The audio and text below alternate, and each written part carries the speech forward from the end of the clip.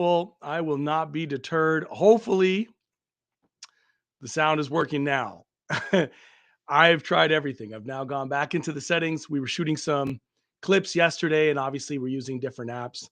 So perhaps the microphone was kind of knocked offline, and hopefully, it's back online now and folks can hear me.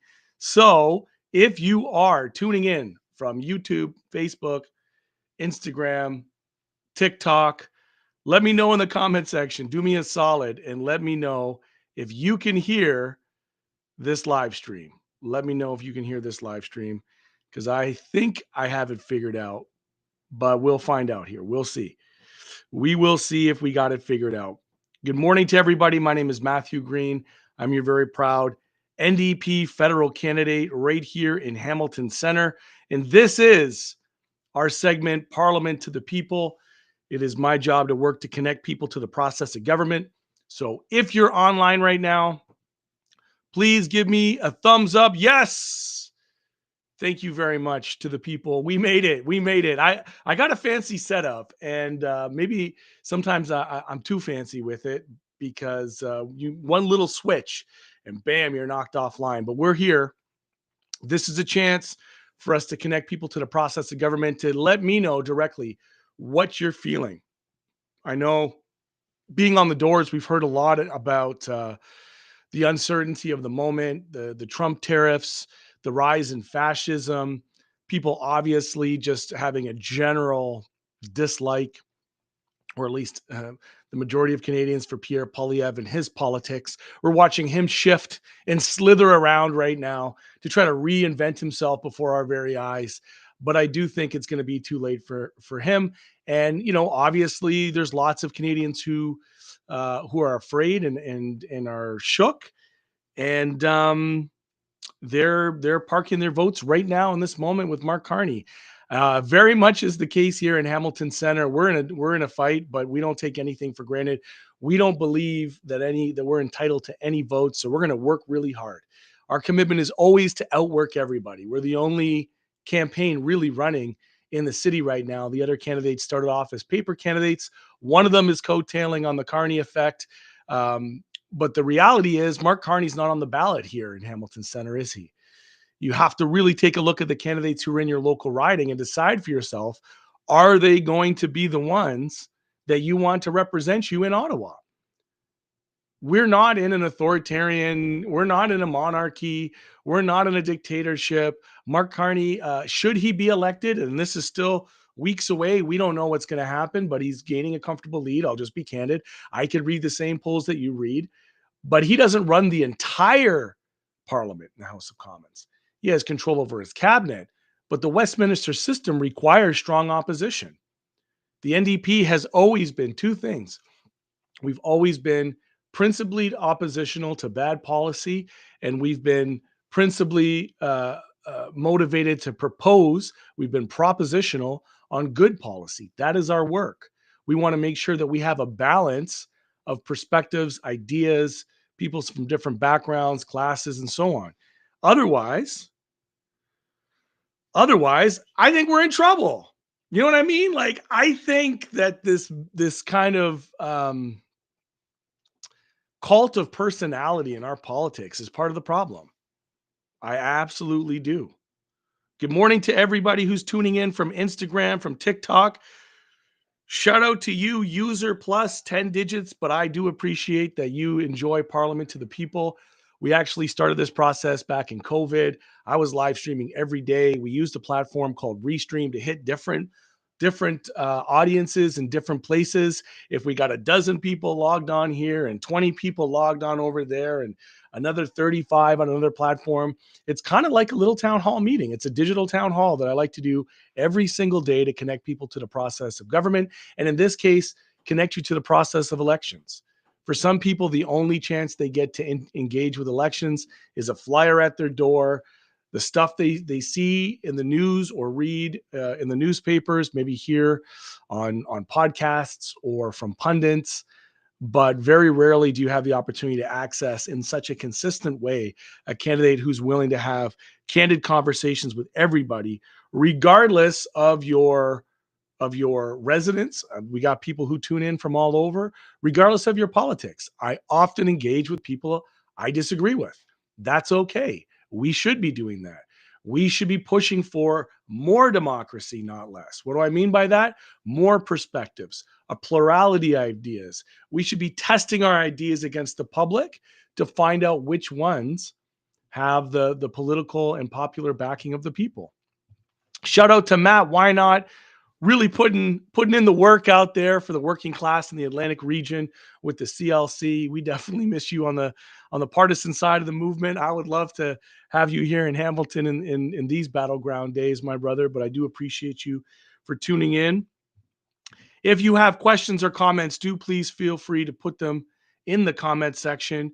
We can have a discussion if you want. One of the beautiful things I love about Instagram, when we started this on Instagram, was being able to invite people onto the discussion, onto the conversation. It's kind of like political roulette. I don't know what I'm going to get when I invite people on. So I'm doing this. What up, people who are tuning in? I'm doing this right now. I'm putting an invitation link into the comment section so anybody who's tuned on can have the opportunity to join the discussion and let me know what's on your mind. I don't know why that's not working on Instagram. We'll try to get that going on Instagram, but we have it posted right now to YouTube, to Facebook, to TikTok. You should see a link, a Restream studio link that would invite you onto the discussion. We've had great conversations with people from across the country. We're having a time. There's no doubt. We got a little basketball net in here, but that's for another day. So if you're just tuning on and you don't know what's going on, this is Matthew Green, Parliament to the People, and we are in. Okay, here we go. Let's talk about it. We got some comments coming up. This looks like a good one to start. Bryn. Oh, it's Brian. My bad. Lifelong New Democrat, unionized electrician. At my current workplace, I work alongside 700 unionized trade workers from different trades and different locals. Every single trades worker I speak to about politics say they are voting conservative in the next election. When I ask them why, I get the same answer: immigration and temporary foreign workers. Some of my coworkers have teenage children that can't get part-time jobs because restaurants and retailers only hire temporary foreign workers. Our party is losing a huge portion of the working class because the federal NDP seems allergic to talking about the high rate of immigration and temporary foreign worker program.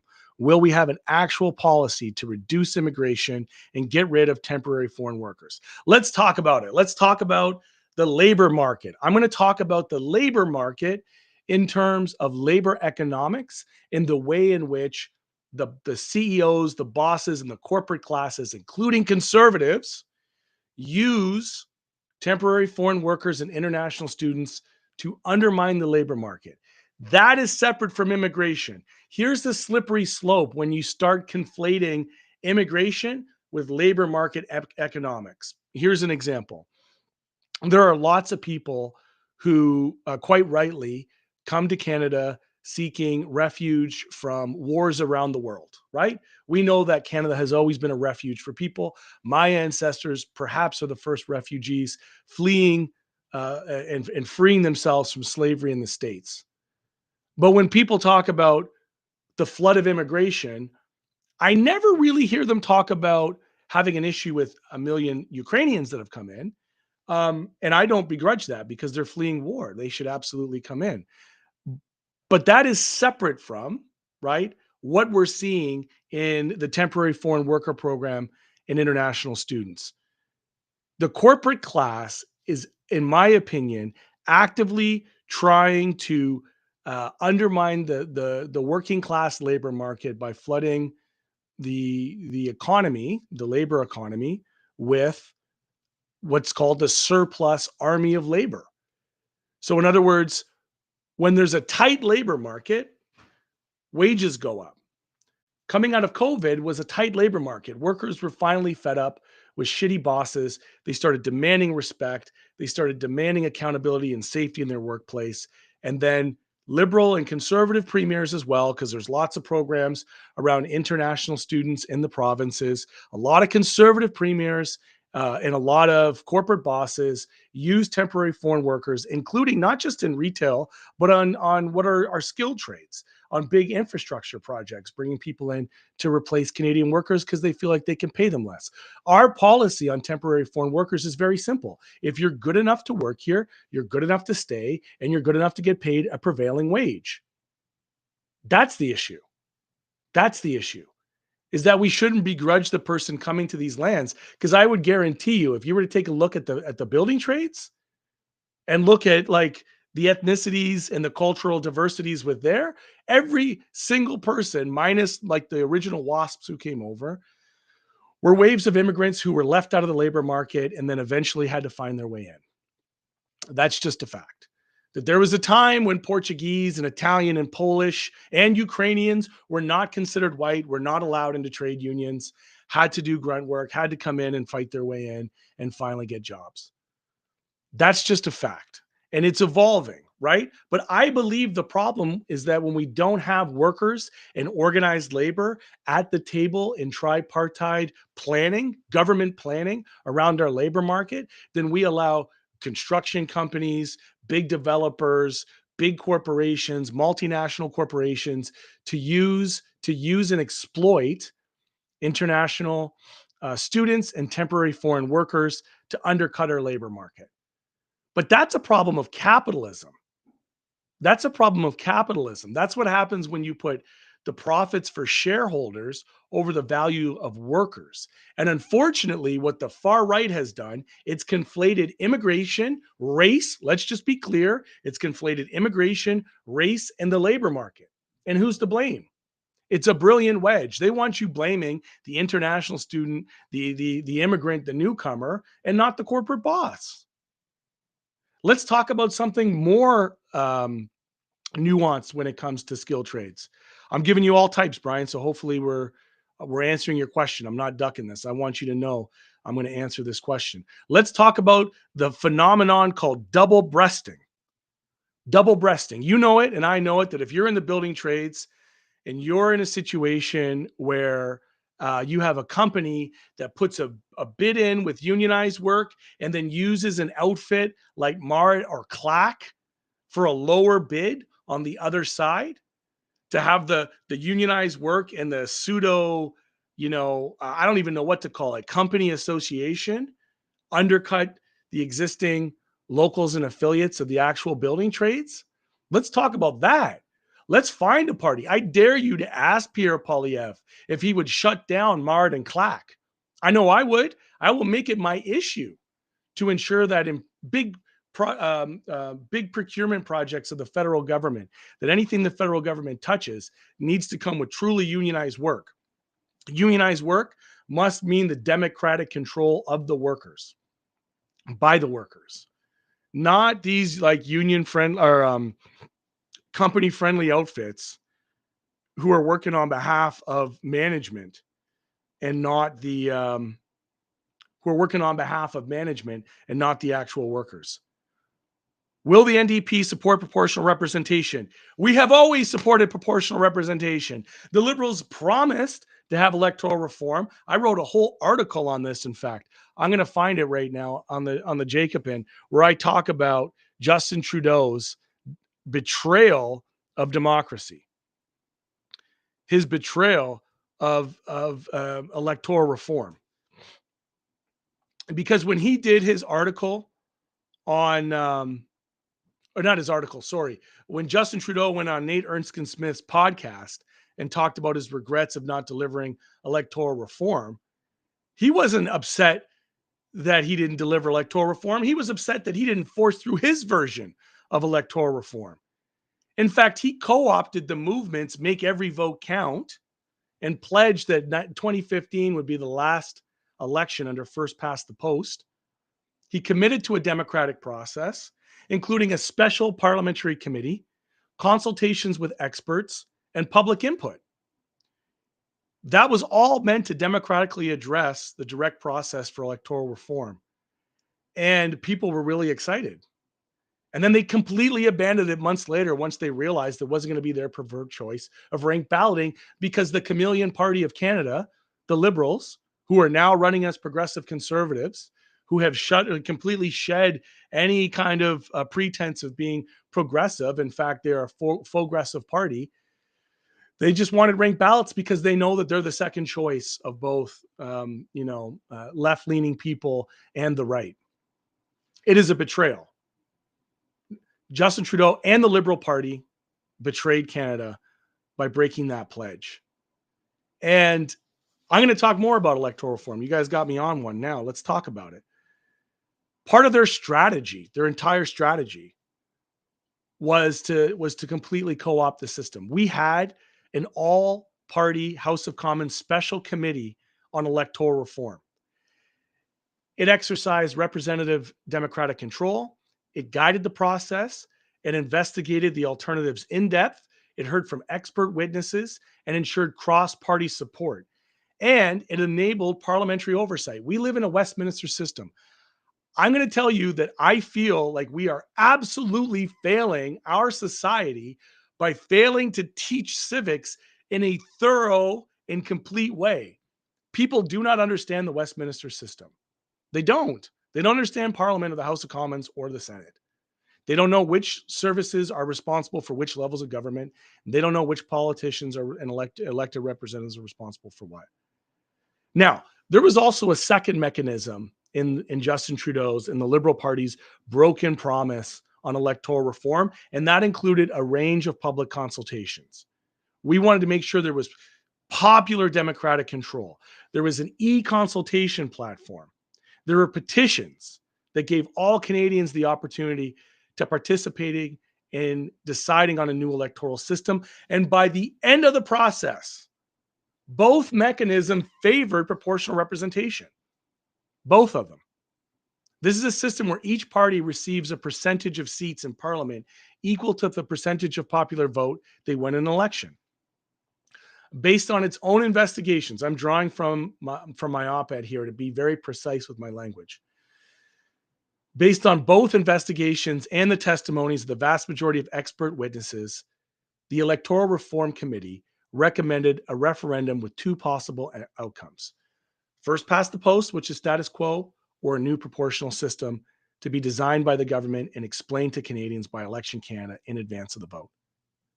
I believe that Justin Trudeau and the Liberals neither understood or believe in real democracy. And I believe that the previous crisis of the Liberal Party of Canada was its commitment to serving the elite interests of the country while giving lip service to justice and allowing for income inequality and that gap to widen.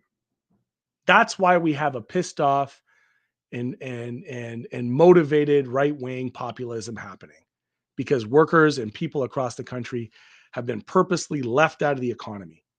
And they're angry because the Liberal Party of Canada refused to address income inequality, refused to address stagnant wages in a time of inflation. People are working harder and getting less. That's why our system of first past the post rewards wedge politics, because all you have to do is pluck one topic out of the air that you think you can get 8% on a wedge. Culture war issues, guns, right? Whether it was gay marriage, the niqab, xenophobia, like immigration is a wedge issue that people are going to use. The housing crisis, which is absolutely a constructed and manufactured crisis in favor of the business and the banking class. All of these things require scapegoats, and they require us to hate our neighbor and be suspicious of new people in our community rather than actually deal with the culprits of this dumpster fire. The elite are laughing. You want to talk about all the right-wing populists who talk about the elite? Let's talk about it. Let's talk about it that at the 0.01% of the population, there's like 87 families, the oligarchs in Canada, who have more wealth than the bottom half of the country combined. That's wild. That's wild. So let's go back to electoral reform and why that matters. Because first past the post is a two-party system that makes people use first of all, that makes people feel like their votes don't count. So the vast majority of the people, they aren't even engaged in the election because they feel like it doesn't matter. The polling and the aggregators and these crystal ball people are already presupposing the end of the election. They're telling you, forget about the next 4 weeks. We've already made our minds up for you. You don't even have to think about it. Vote for this person, vote for that person. At the end of the day, we just call it a day. No, I'm not like Mark Carney's not on the ballot in Hamilton Center. The Westminster system was designed to elect local representatives to represent the constituent interests of their community to the House of Commons, not the other way around. And we have conceded. So many people want to have a coronation. No, this should be a time where we test values, where we have conversations.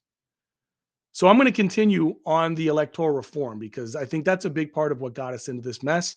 When the Liberal Party abandoned that promise because they lie, like they lied to the Canadian public. Let's not mince words here. Justin Trudeau knew exactly what he was doing when he made that promise to capture people's attention and inspire them that he would be different. And then he lied. 8 years later, he does a podcast with Nate Erskine Smith and actually tells honestly why he didn't want to do it. He didn't want to do it. So the first thing you might recall in that, he said that he left the door open to proportional representation instead of ranked ballots. He made a campaign promise to Liberal parties to make every vote count. And then they admitted to deliberately crafting to make sure that they were bringing in the people from the movement from Fair Vote, but they had no intention of actually delivering proportional representation. He said it very clearly in that interview. Don't take my word for it. You can go watch it. That it was something he had to do, was to leave the door a little bit open. Just give them a little bit of hope. How emblematic is that? How perfectly symbolic is that of the Liberal Party? Co-opt the movements, give them just a little bit of hope, and then bam, shut the door on them. He said it clearly. He said it. I was never going to. When asked if he might bring in proportional representation, the Liberal Party was never going to do it. They weren't going to do it. Doesn't matter what their convention said, by the way, what their policy said, what the democratic will of the Liberal Party was. The elite leadership of the Liberal Party, which is still very much running that party now, they were never going to give you proportional representation. It was never on the table. And a lot of people came to us and said, oh, during the CASA agreement, why didn't you have electoral reform on the table? Because it was never going to be something they would be willing to negotiate with, ever. We got comments. I'm going back to it because I know I went on a bit of a tangent. I wrote a whole op-ed with a good friend of mine, Joseph. I'm going to put it in the comment section. For those who are interested in my thoughts expanded on electoral reform, feel free to check it out in the comment section. I'm going to put it in right now on the platforms. So you can cut, paste, copy, open it up, read it at your time. I got the receipts. We brought the receipts here. We weren't just, this isn't just my opinion. We are taking what he said at face value, and we are holding it to account based on what actually happened and what transpired. So let me just send this to Instagram for those that are interested to read about my perspectives on electoral reform. I'm going to give you the link in the comment section so you can do that. I'm going to view this. Where'd it go? Oh no.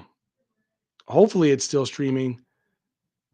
Hopefully it's still streaming to Instagram. It's just not letting me view it. What do we got here? Notifications. Hopefully I can find you guys back on Instagram, but it's not popping up for me right now. There we are. We're back on Instagram. I'm going to put this op-ed in the comment section for you all to see. I'm posting it there.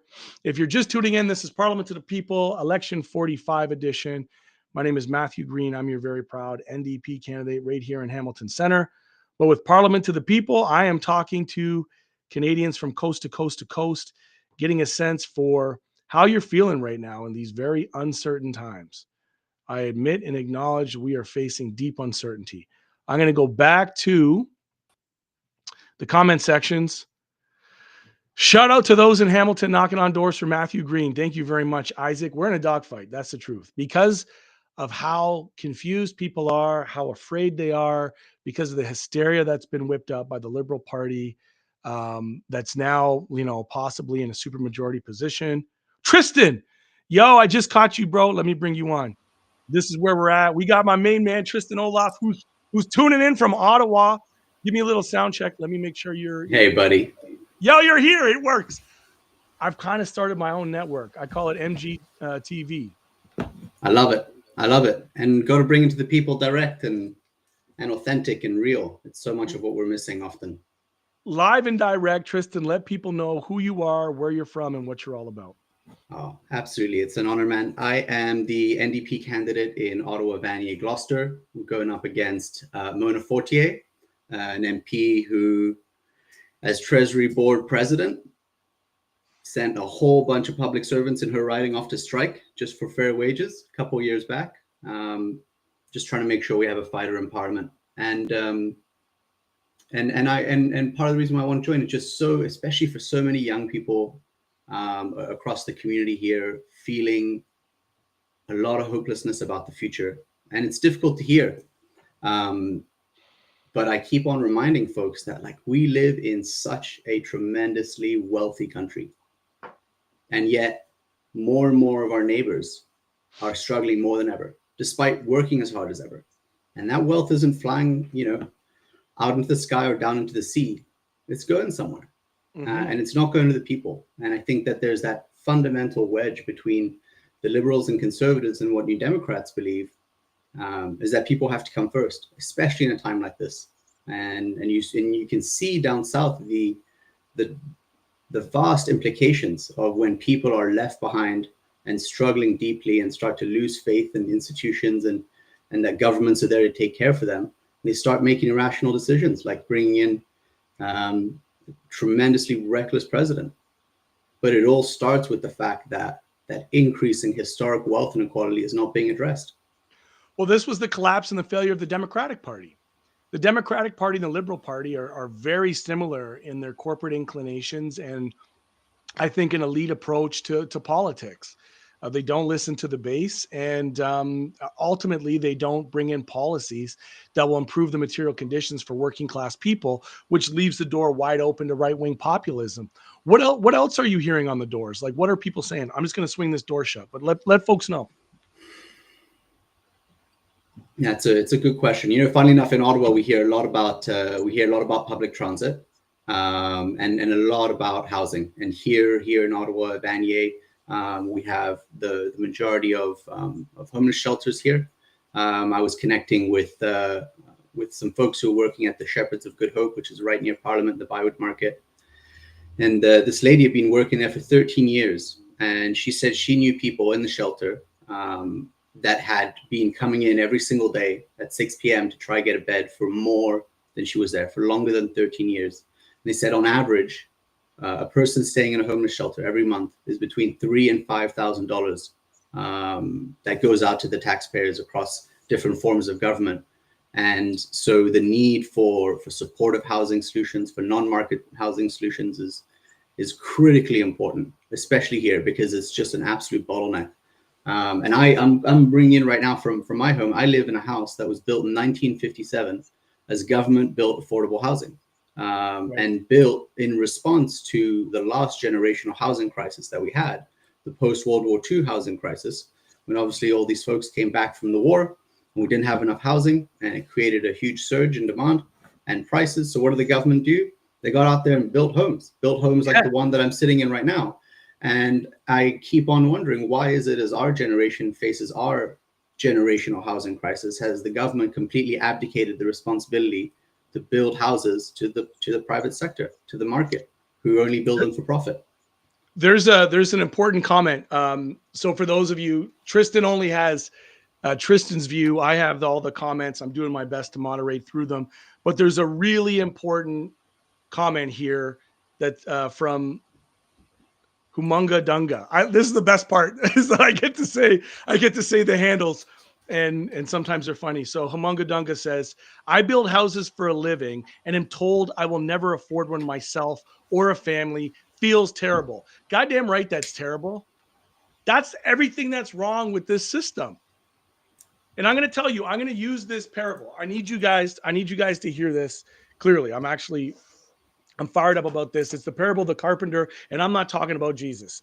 I'm going to be talking about capitalism. The parable of the carpenter looks like this: that around 10 years ago in Ontario, the average carpenter's wages was about $42 an hour. The house they were framing was anywhere from $350,000 to $450,000 a home.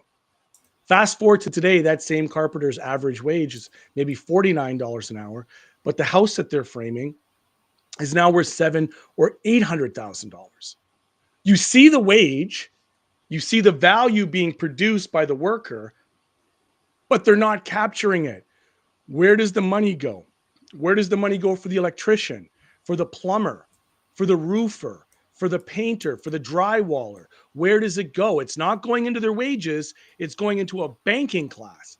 And the worst part about the banking class is that they don't create value. They hoard it. They distribute it. In fact, it is absolutely the case that when you are using debt instruments to debt finance this country, you are borrowing money into existence. What do I mean by that? Is that when the bank gives you a loan for $800,000, they're not actually giving you $800,000. They're giving you a debt instrument that says that you will pay back the $800,000. That bank might only have actually 100,000 of that on hand at any given time. That's the fractional reserve system. That's what's called the surplus value of your labor as a worker. Humdunga says he builds houses, or they build houses. I don't know. I can't tell because the comments are going. But you're building the house with your coworkers and all the trades that are everybody who's on the tools. You're creating the value. You're building the thing. I was fortunate, very fortunate that I was able to get in the housing market before it got stupid. And even at that time, I thought paying $210,000 was a lot. The house across the street over the last 10 years has been sold 4 or 5 times, over and over and over again. And the last time it was sold for over $750,000. There hasn't been $500,000 of value created in the economy for that home to be worth that. And yet the people who live there now have a debt instrument that forces them to work, whether it's a well-paying job or a precarious one, to be able to pay their bills and put a roof over their head. Because we allowed our housing market to get captured by the real estate and the banking class. Tristan, what do you think about that? I just think that there's such a diffusion between what are rights, in a country like Canada, and what are agents of profit. And housing as a human right is a fundamental principle that I think that we used to believe, but clearly is one that we've let slide. And we see it across the board too, right? I mean, in terms of food bank usage here in Ottawa, I mean, something that shouldn't have to exist in a country like Canada. I grew up a lot of my life in Kenya and in across South Africa. And I can tell you there that even though across the board folks are a lot more poor, folks who are actively hungry every day across communities and cities is far lower, because folks take care of each other as much as they can. But I think so much of these, we talk about grocery chains, right, getting massive subsidies whilst working families can't afford that same food. We talked about corporate CEOs making millions while wages stay the same. Landlords and developers have been getting tax cuts while we pay record housing. And it's just, I think that so much of, and this is why it's such a pride to run for the NDP, is that we are a party of principles around the material needs of people that must always be prioritized. And that's why it's so important to have those voices in Parliament, because when we bring change, it's lasting change. I mean, you look at this last Liberal Parliament, right? They bring in a capital gains tax increase last year in the budget. They take it away this year. They bring in a price on carbon. They take it away. Like, their concern is sort of with people's feelings, and that'll shift wherever they feel like they can most gain power. But whenever New Democrats have power in Parliament, we're using it to make tangible changes in people's lives. And that change is lasting, just like the Canada Pension Plan. just like our healthcare, just like worker protections. They've lasted the test of time. There's some comments popping up, and I want to make sure that when people comment and we provide an answer, that it's a full answer. Brian did respond specifically about temporary foreign workers. I touched on a range of things, but I'll say this with specificity. It is my position that the biggest problem we have is that workers are not at the table when planning happens in government. And so I believe that organized labor should be at the table for labor market assessments, for labor market decisions that include temporary foreign workers. We know that that program started off, it was meant to be very niche. It was never meant to go into retail, into construction. It was meant for like movie directors and visiting academics. It was supposed to be with a high level of specificity that couldn't be found here and not used to undermine labor markets. So it's my position that that our government needs to have tripartite planning. What does that mean? It means that we need building trades and organized labor at the table when labor market immigration is being discussed, and that when workers come here, they should be coming into their respective trade unions, provided they qualify, right? And it should be the unions who are able to assess the labor market needs in order to fight for fair wages. So this goes beyond conceding the decision making to the whim of a department or a minister or a party.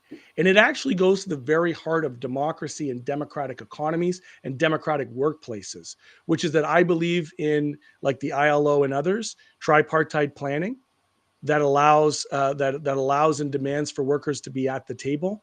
So the Building Trades Council of Canada should be at the table. That if somebody's coming over to do carpentry, they should be coming through the carpenters union. You know, like that's the way that I want to see this happen. I want to see sectoral bargaining where the floor is raised for everybody, and rather than having us continue to dig a deeper basement type. So Tristan, let people know just a little bit more about yourself and what your thoughts are on, like, you've talked about housing, you've talked about some affordability. What was the issue that decided to put your name on the ballot and actually move ahead? It's a great question, Matt. And I mean, I think it's in part also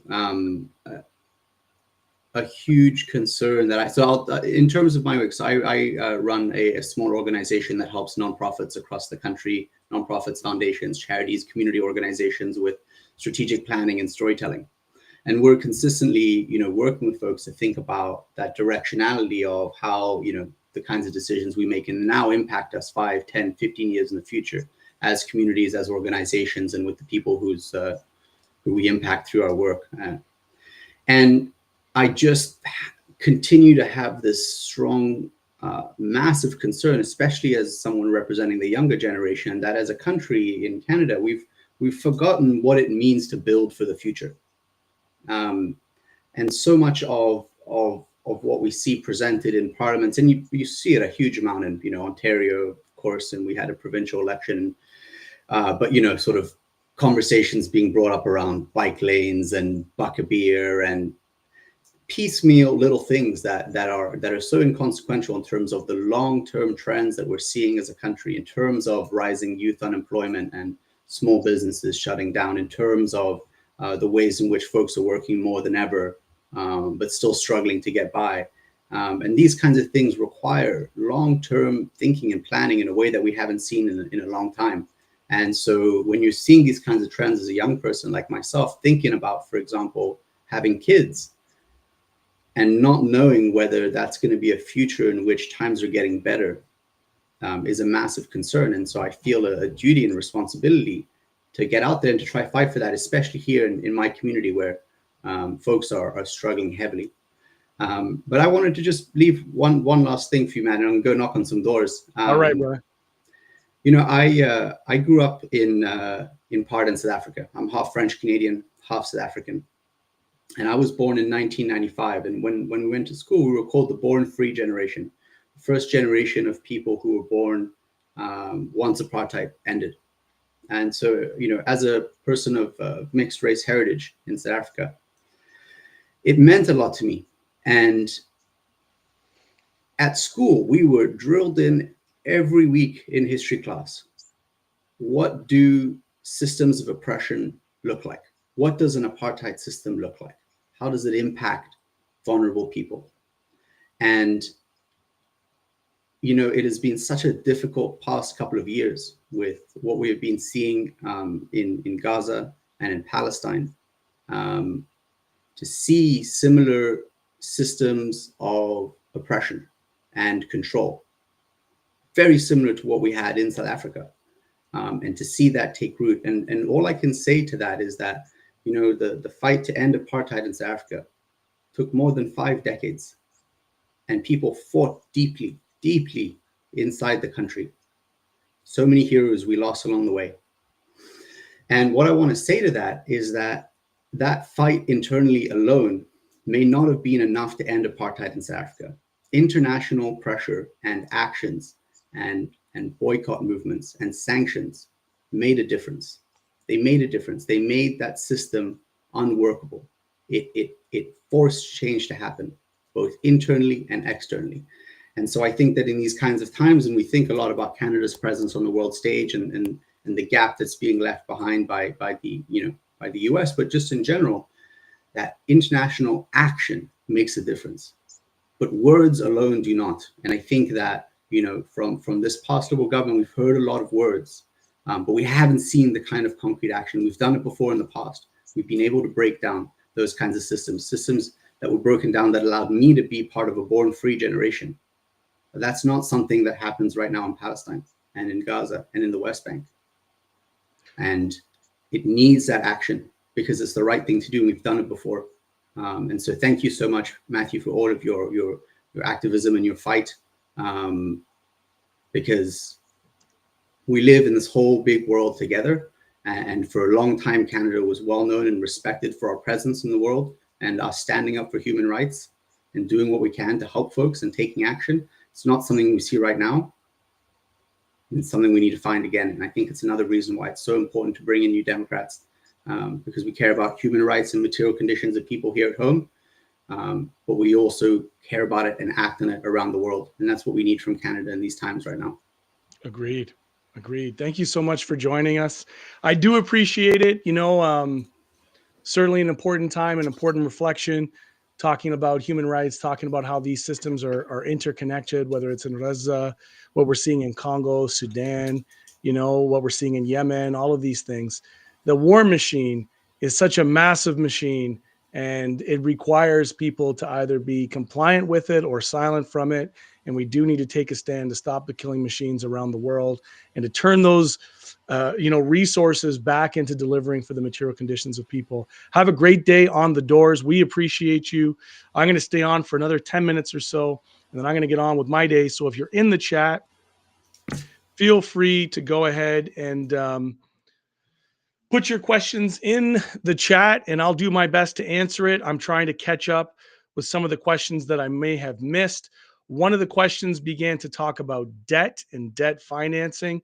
I appreciated that. I'm going to go back and try to find that in the chat. I believe it was on Facebook, but we will see. What do we got here? Scrolling through, maybe not. I'll just pick up Adrian. Adrian says, I wish the NDP was closer to its socialist roots, advocating strongly for public ownership and guaranteeing what they preach through policy plans and not just rhetoric. Oh, Adrian, I would love to invite you to a convention. We have a manifesto about 600 policies, all fully articulated. People just don't really engage with it. That's the problem in terms of knocking on someone's door and talking about their material conditions. People aren't as interested in that process of getting into the nitty gritty, but I certainly am, and I'm willing to talk about it. So if you have specific questions, feel free to do that. What I will say about politics and partisanship, I'm still relatively a new Democrat, a newish new Democrat, even though I've been in for quite some time. I wasn't before. because I didn't see myself reflected in the party, and I didn't necessarily see my values in the party. I'm an unapologetic democratic socialist. What does that mean? Well, it means that I want to see those that create the wealth keep it. I want to see that the basic necessities of life are provided for. I don't believe that the state should be doing every program. I don't believe in state capitalism. I believe that worker-owned economies, where people who are out there offering goods and services, should do it in a way that doesn't rely on exploitation. In our current system, much of the profits from business come from the surplus value. All of the profits in business come from the surplus value of the wage labor. I would like to see that surplus value go back to the wage worker. That's a simple thought. Having worker owned co-ops and a cooperative economy is a way to redistribute wealth in a fair way. Let's just talk about fairness. Let's talk about how our economy works for a very small section of people. Jake Smith asks, what's the NDP's current attitude to using debt to fund the government? I don't think we necessarily have a debt problem. What we have is a revenue problem. The reason why we have a revenue problem is because we tax people's work and not their wealth. That's the problem. The problem is that your income tax pays a higher proportion of the debt burden than corporate tax. And like in Canada, we have such a low corporate tax compared to even the United States, the bastion of taxation in the bastion of capitalism in the world. And their tax rate's like 22%. So when we talk about things like, and I'm going to go in a roundabout circle, but I'm going to get right back directly to that question.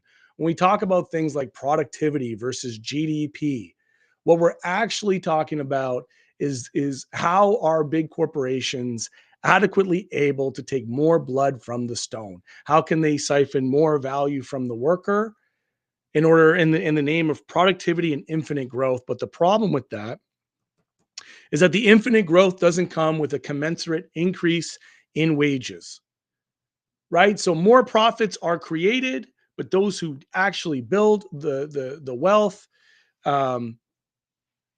don't actually get it. Their wages are stagnant. That's the problem.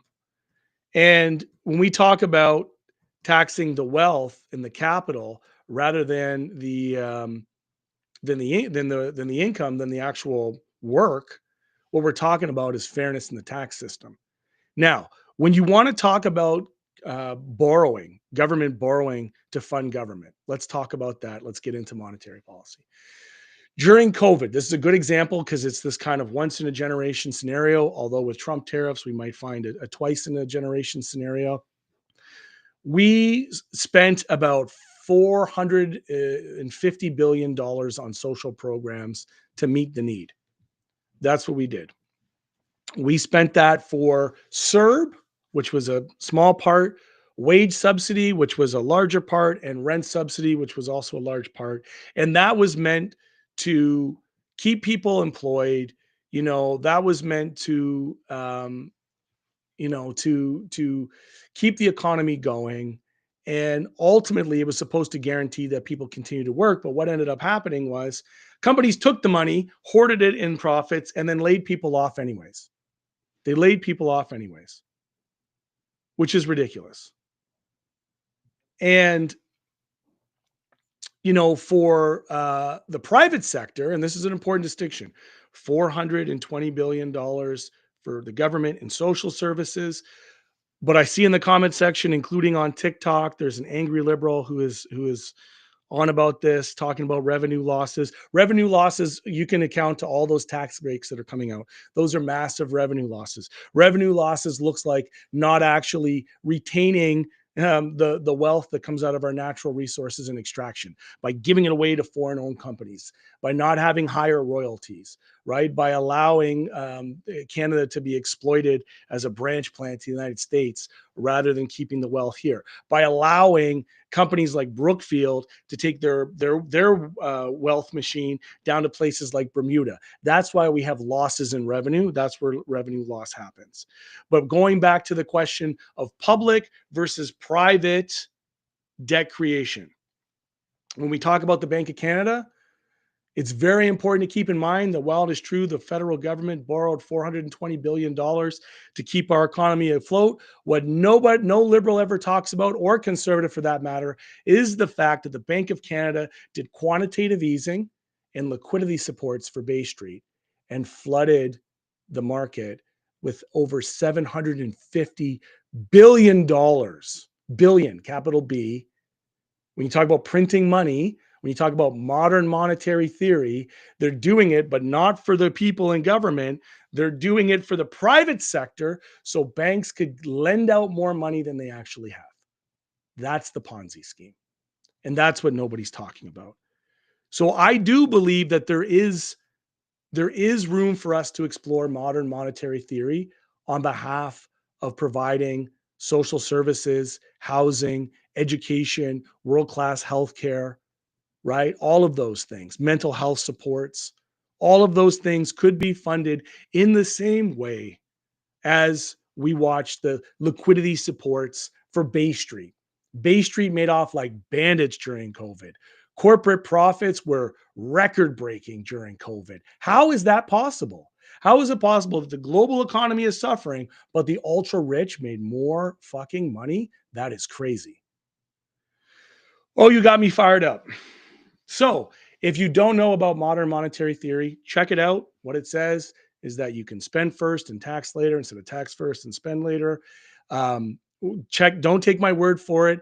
Check out liquidity supports and quantitative easing, the big bailout, the big private sector bailout, right? All that money that flooded the market so big corporations can come into our communities like Brookfield, buy up big swaths of housing and then gentrify it, jack up the price, force appreciation, and boom, sell it back to us like schmucks. That's what's going on right now. It is absolutely a Ponzi scheme. It is absolutely a Ponzi scheme. So, Chantel on TikTok. Wow, going after Carney. Yeah, I'm going after Carney.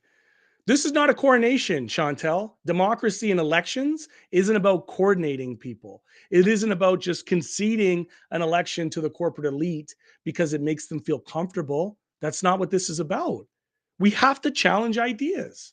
People have track records when they come into this. I certainly have a track record. People can vote for me or not based on that track record. But this notion that Carney is somehow unassailable and he's beyond critique is not just absurd, it is deeply undemocratic. Deeply undemocratic. And I challenge the pearl clutching liberals that are out there to actually engage in this election in good faith. Challenge the ideas. If what I'm saying is not true, tell me that. But bring facts, by the way. Bring facts. If what you're seeing or what you're hearing right now doesn't resonate with you, that's okay too. That's democracy. But to tell a new Democrat that they can't have a critical analysis of a Goldman Sachs banker is wild to me. To tell us to sit it out is wild to me. Not going to happen. Will not happen. I will not do that. If I wanted to run as a liberal and have no politics and have no opinions, I would have done that. But I ran as a New Democrat here in Hamilton Center to represent the working class interests, of Hamilton Center. That's what I'm doing. Angry liberal, you keep going on about us blocking conservatives instead of introing legislation. Please do learn more about the Westminster system. We do not block legislation. I've told you this yesterday. I know that it doesn't feel good that liberals don't get their way all the time, but that's how democracy works in a Westminster system. We are there to hold them accountable. There needs to be a balance of power, and particularly in a minority. And the government, this liberal government, was the least transparent government ever. 72 secret orders in council, refusing to give up documents, to release documents that were demanded by the House of Commons is unparliamentary. It is a breach of parliamentary procedure. I don't know how else to explain that to you. I encourage you to read our standing orders. I have. Read the standing orders of the House of Commons. Talk about it in an actual factual way rather than just feeling like the liberals were in free fall. And I would say this, I had a front row seat to the liberal collapse. Okay? The liberals tanked the Liberal Party in the House of Commons, to be quite clear. They couldn't even table the fall economic statement. They couldn't even do that right. The finance minister, if you don't recall, resigned the day of the fall economic statement. That's what happened. That's what got us into this mess. So let's not try to rewrite history. Here we go.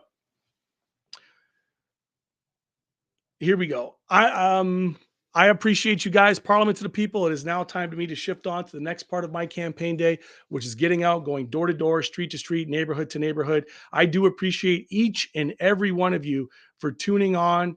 I apologize if I didn't get to all of the questions. I'm running a platform that has like an Instagram window open, a TikTok window open, and then Facebook and YouTube open all at the same time. So it's a lot, but I'm doing the best I can because I want to connect you to this process. I want to keep it real. I also value your comments. I'll say this for the angry liberals that are on TikTok right now. Thank you. When you give me those talking points, you give me a chance to reflect on it. I might actually meet a voter in my riding that I can talk to and I can answer it in a reasonable way. Even if sometimes the statements aren't reasonable, I have a chance to do that. People who don't agree with me, that's okay too. That's democracy. That's what election's all about. And you can't get mad when people don't agree with your particular view. You have to, you know, that's part of the work in a democracy. That's part of the work in elections. It is a battle of ideas, not feelings or sentiments. Well, it's a lot of that too. So, anyways, I'm going to see you guys maybe later on tonight. In the meantime, I'll leave you with this. If you're in the Hamilton area and you want to join us here in Hamilton Center, you could do so by socializing, organizing, and mobilizing. We're going to have a great campaign launch kickoff. We're full steam, but we like to socialize. So we're going to cut back. We're socialize here Saturday the 29th, 1 p.m., Vertigogo, 1385 Main Street East. If you're watching this and you want to be involved in what we do, you can visit matthewgreen.ca to volunteer. You're able to do that. You could do that from anywhere, by the way. You can do that from the comfort of your own home. Phone bank people, get on the calls. Let us know what's up. In the meantime, thank you so much. Thank you so much for tuning in today. And I'll either see you later tonight